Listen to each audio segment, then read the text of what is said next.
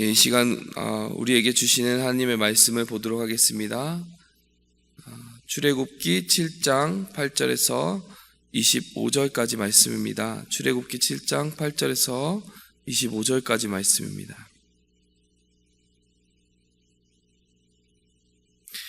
여호와께서 모세와 아론에게 말씀하여 이르시되 바로가 너희에게 이르기를 너희는 이적을 보이라 하거든 너는 아론에게 말하기를 너희 지팡이를 들어서 바로 앞에 던지라 하라. 그것이 뱀이 되리라. 모세와 아론이 바로에게 가서 여호와께서 명령하신 대로 행하여 아론이 바로와 그의 신하 앞에 지팡이를 던지니 뱀이 된지라. 바로의 현인들과 바로도 현인들과 마술사들을 부르매 그 애굽 요술사들도 그들의 요술로 그와 같이 행하되 각 사람이 지팡이를 던짐에 뱀이 되었으나 아론의 지팡이가 그들의 지팡이를 삼키니라. 그러나 바로의 마음이 완악하여 그들의 말을 듣지 아니하니 여호와의 말씀과 같더라. 여호와께서 모세에게 이르시되 바로의 마음이 완강하여 백성 보내기를 거절하는도다. 아침에 너는 바로에게로 가라. 보라 그가 물 있는 곳으로 나오리니 너는 나일강가에 서서 그를 맞으며 그 뱀 되었던 지팡이를 손에 잡고 그에게 이르기를 히브리 사람의 하나님 여호와께서 나를 왕에게 보내어 이르기를 내 백성을 보내라. 그러면 그들이 광야에서 나를 섬길 것이니라 하였으나 이제까지 내가 듣지 아니하도다. 여호와께서 이같이 이르노니 내가 이로 말미암아 나를 여호와인 줄 알리라. 볼지어다 내가 내 손에 지팡이로 나일강을 치면 그것이 피로 변하고 나일강의 고기가 죽고 그 물에서는 악취가 나리니 애굽 사람들이 그 강 물 마시기를 싫어하리라 하라. 여호와께서 또 모세에게 이르시되 아론에게 명령하기를 내 지팡이를 잡고 내 팔을 애굽의 물들과 강들과 운하와 못과 모든 호수 위에 내밀라 하라. 그것들이 피가 되리니 애굽 온 땅과 나무 그릇과 돌 그릇 안에 모두 피가 있으리라. 모세와 아론이 여호와께서 명령하신 대로 행하여 바로와 그의 신하의 목전에서 지팡이를 들어 나일강을 치니 그 물이 다 피로 변하고 나일강의 고기가 죽고 그 물에서는 악취가 나니 애굽 사람들이 나일강 물을 마시지 못하며 애굽 온 땅에는 피가 있으나 애굽 요술사들도 자기들의 요술로 그와 같이 행함으로 바로의 마음이 완악하여 그들의 말을 듣지 아니하니 여호와의 말씀과 같더라. 아멘.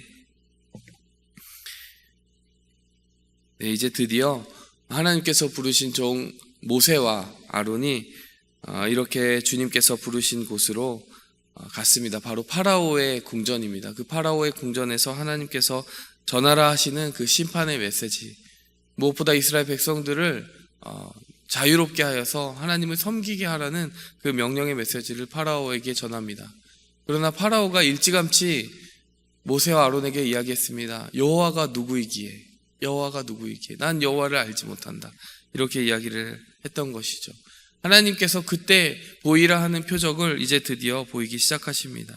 그 표적을 통하여서 과연 하나님은 어떠한 메시지를 파라오에게 전하기 원하시고 또 오늘 살아가는 우리에게 어떤 메시지를 주시기 원하시는가? 저의 마음에 주셨던 한 가지는 바로 이것입니다. 바로 무릇 지킬 만한 것보다 더욱 내 마음을 지키라. 생명의 근원이 이에서 남이니라. 잠언에 있는 말씀이죠. 이 말씀이 함께 떠올랐어요. 왜냐하면 오늘 이 명령을 받고 이 경고의 말씀을 받은 파라오가 거듭하여 보이는 반응은 마음을 완악하게 하였다라고 하는 반응이기 때문입니다. 여러분 그 잠언 말씀을 다시 한번 떠올려 보시기 바랍니다. 무릇 지킬 만한 것보다 내 마음을 지키라. 어떻게 지키라는 걸까요? 마음을 지키는 여러 가지 방법이 있을 것이고요.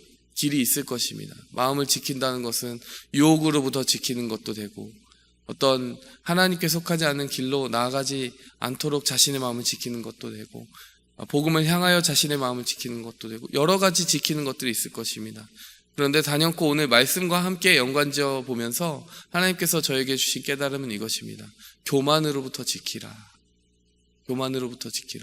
왜일까요? 사람이 교만했을 때 하나님의 말씀을 듣지 못하게 되기 때문입니다. 사람이 교만하게 되면 어떻게 될까요? 자신이 자신의 삶의 주인이 됩니다. 자신이 자신의 삶의 주인이 된 그 순간 하나님이 왕이 아니시라는 그런 생각이 들어가게 되는 것이죠. 그러니까 파라오와 똑같이 반응할 수 있게 되는 것입니다. 여호와가 누구냐? 하나님이 누구냐? 우리가 너무나도 익숙하게 자신이 왕인 것처럼 이 세상을 꾸려가고 자신의 힘으로 모든 것을 이루어가는 것처럼 생각하는 그 즉시 우리는 하나님을 우리 삶 속에 우리의 마음의 보좌에서 끌어내리는 것이죠. 그것이 왜 근본적으로 가장 우리가 지켜내야 되는, 우리의 마음을 지켜야 되는 가장 큰 유혹이 되느냐? 왜냐하면요, 우리의 마음이 높아지고 우리가 우리의 삶의 보좌 위에 앉게 되면 그때부터는 하나님의 말씀이 들려오지 않기 때문입니다. 다른 하나님의 말씀, 우리가 어떤 다른 죄를 이길 수 있는 말씀이라든지 우리의 삶을 지혜롭게 꾸려나갈 수 있는 다른 여러 가지 말씀이 그때부터 다 차단되기 때문이에요. 가장 기본적으로 우리의 마음을 세팅해야 되는 것은 하나님이 왕이십니다 라고 하는 그런 고백인 것이죠. 그런 의미에서요, 오늘 우리가 이번 주일에 목사님으로부터 들었던 그 말씀 속에 이런 메시지가 있었습니다. 감사는 하나님께 영광이 된다. 주님을 위해 큰 일을 하는 것도 좋지만 더 중요한 것은 감사하는 것이다. 감사하면 그것 자체가 하나님께 영광이 된다. 이 말씀이 너무 진리 아닙니까? 여러분, 우리가 교만하지 않는다라는 것의 가장 중요한 표현이 무엇입니까? 감사입니다. 그래서 감사하게 되면 하나님께 영광이 된다라고 목사님 말씀해 주셨는데 그 말이 너무 맞는 거죠. 왜냐? 하나님이 하신 것을 하나님 했다고 인정하는 거잖아요. 그것을 우리가 했다라고 말하는 순간 영광이 되지 않고 하나님께도 영광이 되지 않을 뿐만 아니라 우리에겐 큰 위험을 자초하는 것입니다. 우리가 어떻게 하면 안전히 주님의 은혜 가운데 지속적으로 하나님의 도우심을 우리 삶 속에 붙들면서 안전하게 구할 수 있느냐? 그것은 하나님께 감사하는 거예요. 하나님께 모든 영광을 올려드리는 것입니다. 그런 의미에서 우리가 마음을 지켜야 됩니다. 완악하고 교만한 마음, 이 파라오의 마음으로부터 우리를 지켜야 되는 것입니다. 한 가지 우리가 기억하고 갈 것은요, 우리의 마음을 지킬 책임은 우리 자신에게 있다는 것입니다. 이렇게 생각하면 사실 마음을 지킬 힘이 우리에게 그렇게 있느냐? 사실 마음을 정말 근본적으로 바꾸시고 만져주시고 통치해 주실 분은 바로 성령님 그리고 하나님께 있죠. 그런데 그 하나님의 통치를 받아들이는 것은 우리의 의지적인 선택과 회개가 있어야 되는 것입니다. 여러분, 오늘 본문 말씀 보니까요, 파라오가 마음을 완악하게 하였다라고 하는 표현이 두 번 등장합니다. 13절과 22절입니다. 바로의 마음이 완악하여 그들의 말을 듣지 아니하니. 그리고 22절에도 바로의 마음이 완악하여. 파라오가 스스로의 마음을 완악하게 하였다라는 거예요. 근데 그 앞부분에 3절과 4절을 보면요, 7장 3절과 4절을 보면 내가 바로의 마음을 완악하게 하고, 이것은 하나님이 하시는 말씀이에요. 우리가 사실 이 두 가지 말씀을 보면 좀 조화가 필요하지 않습니까? 3절에서 보면 하나님이 파라오의 마음을 완악하게 했다라는 것 같아서 파라오가 그때부터 불순종하는 그 모든 것에 대한 책임을 파라오에게 물을 수 있을까? 이런 생각이 들잖아요. 근데 또 본문은 이렇게 얘기한다는 거예요. 바로의 마음이 스스로 완악해졌다. 바로가 자신의 마음을 완악하게 했다.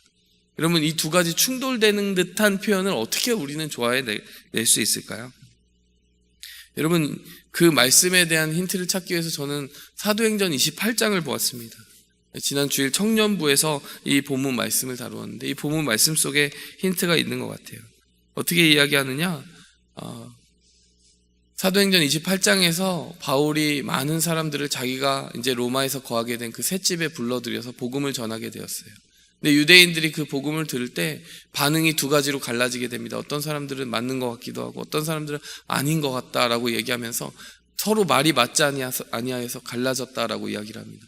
그때 바울이 그 군중들, 그 유대인들을 보면서 뭐라고 말하냐면 성령께서 이사야를 통하여서 하신 말씀이 옳도다라고 하면서 그 이사야 말씀을 인용을 하는 거예요. 너희가 듣기는 들어도 도무지 깨닫지 못하며 보기는 보아도 도무지 알지 못하는도다. 이 백성들이 마음이 우둔하여져서 그 귀로는 둔하게 듣고 그 눈은 감았으니 이는 눈으로 보고 귀로 듣고 마음으로 깨달아 돌아오면 내가 고쳐줄까 함이라 하였으니.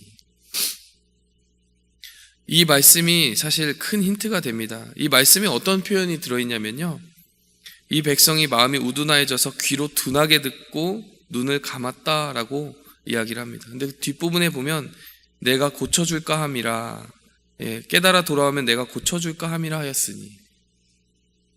약간 아리송한 부분은요, 둔하게 들었다는 책임이 사람들에게 있는 것 같아요. 근데 뒷부분에 보면 돌아오면 내가 고쳐줄까 함이라. 고쳐주지 않으시기 위해서 사실 그렇게 하셨다라는 건지 이런 표현으로 들리기 십상이거든요. 근데 실제로 영어 번역으로 보면요, 이렇게 나와 있습니다. For this people's heart has become clouded and they hardly hear with their ears, and they have closed their eyes. Otherwise they might see with their eyes, hear with their ears, understand with their hearts, and turn, and I would heal them. 이 표현은 어떻게 이야기를 생각을 하면 되냐면요. 그들이 눈을 감고 귀를 닫았는데 만일 그렇지 않고 otherwise라고 표현이 되어 있습니다. 만일 그렇지 않고 나에게 돌아왔다면 내가 그들을 고쳐주었을 것이다. 그들의 마음을 고쳐주었을 것이고 그들이 만약에 마음을 돌렸다면 그들의 완악했던 마음을 부드럽게 해주었을 것이다 라는 표현으로 해석하는 것이 옳거든요. 사도행전의 그 한글 번역의 약간 아리송한 부분은 이렇게 분명하게 원어나 영어를 통해서 볼 수 있습니다. 다시 출애굽기로 돌아와서 우리가 함께 그 본문을 살펴보면 이렇게 이해할 수 있는 거예요. 한편으로 하나님이 완악하게 하신 건지 파라오가 완악하게 하신 건지 알 수 없는 이 두 본문은 어떻게 조화시킬 수 있냐 이렇게 말할 수 있는 거죠.